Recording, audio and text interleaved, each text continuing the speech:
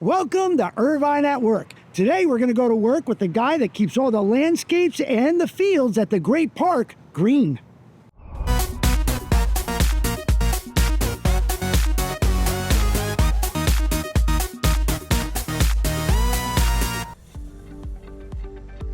Good morning. Hi. I'm here to see Tom Gullickson's. Who? Tom Gullickson, the great park green grass guy. Oh, Tyler Gullickson. Down that way. Thank you. Good morning, Tyler. Morning. Dave Eyrig from Irvine at Work. Thanks for meeting me here bright and early. Oh, bright and early. You're late. I was here at 7. Sorry about that. Okay, so what are we going to do today? Yeah, so I've already started my mornings looking at the irrigation system. We have 41 controllers and 2,500 stations to look at. And we really just want to make sure that everything that was supposed to run last night ran.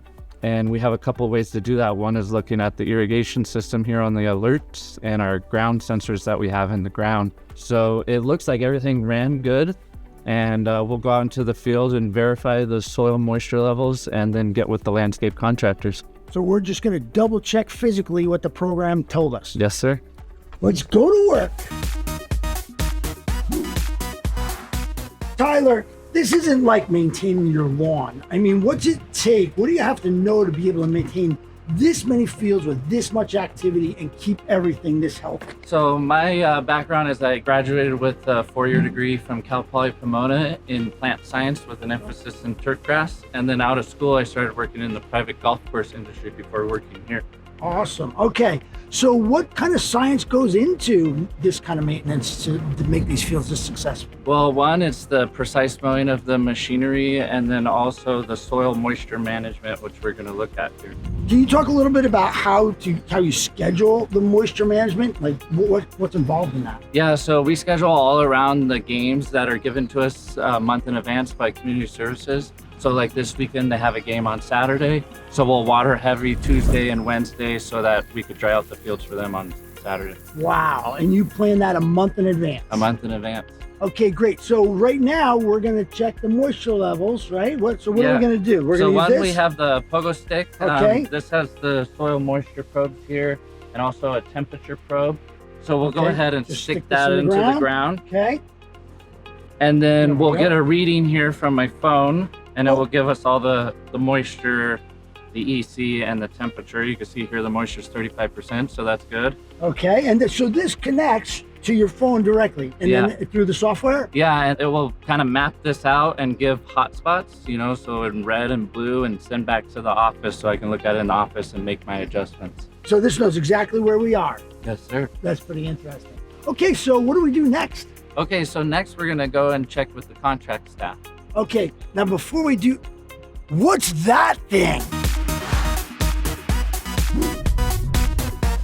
Dave, what are you doing? What is this thing? It's like the Mad Max of mowers. This is actually the Ferrari of mowers. As you can see here, this isn't like your regular mower that you would have at your house. This is actually a real mower which cuts in a more angular direction, and then this makes it so we could cut at more precise lower heights, which we'll check here with this tool.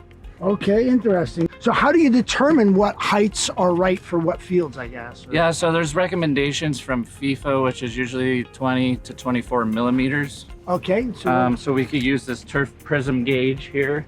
Cool. So it's got like a little mirror in it? Yeah. That's interesting. And we're at 20 millimeters, which is on the low end of the recommendation. And so then to keep this in between the 20 and 24, how often does this have to get mowed? Yeah, we're mowing this 3 times a week, Monday, Wednesday, Friday. Right. Well, whatever you're doing definitely works. So I do have one important question.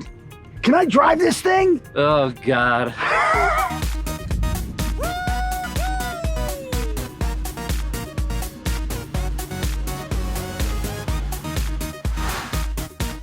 Oh, sorry guys, I kind of got carried away on the mower. Who's your friend? Yeah, this is Edgar from Merchants. He's our contact. To meet you. Okay, so and what are you guys doing? Yeah, we're actually verifying that this machine here is meeting contract specs of 4 inches, and it does look like they're meeting that. Awesome. Okay, and why is it important to dig down 4 inches? What are we doing here? So with all the use that we get at the Great Park, they're using most of this stuff 6 days a week. This equipment provides compaction relief from all the use. So now tell me, how do you decide like what equipment you need and who's going to do what? How does that work? So usually there's a planning process into each contract, which is usually about a 5-year contract with a 5-year extension. And we'll start to spec in all these equipment that the contractor needs to provide what we want on the field. Okay, so you plan everything out ahead of time and then you ask Edgar. Now, Edgar, tell me a little bit about this equipment. It doesn't look like you can buy this at the Lowe's or a home shopping center. Well, the city of Irvine has been putting all these equipment under contracts, and then it's up to us to purchase it from the big manufacturers.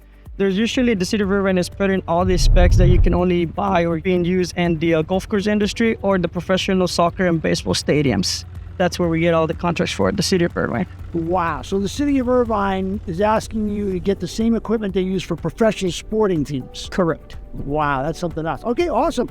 All right, well, so where are we off to next? We're going to go check out the sod that they're doing over at the next baseball field. All right, let's go take a look. And should we walk or can I drive? Let's walk. Dude, no driving that one.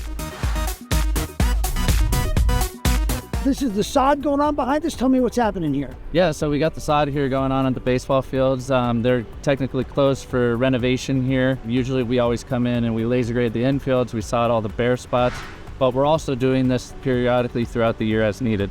Wow, that's incredible. So you're responsible for the details like the height of the pitcher's mound?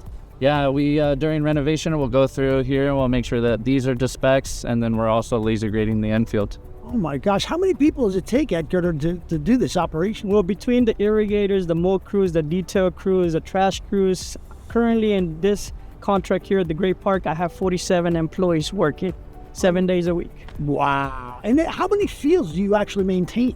Yeah, so there's 24 soccer fields, 7 baseball fields, 5 softball fields, and then we have tennis courts, basketball courts, volleyball courts, and then also all the surrounding landscape here. Larger than Central Park in New York City, and you guys are responsible for all these fields and even the details at each one of these individual sports facilities. That is correct. Hey, Dave, we got an emergency. See you, Dave. Oh, okay. Hey, guys, can I take the tractor back? How about a golf cart?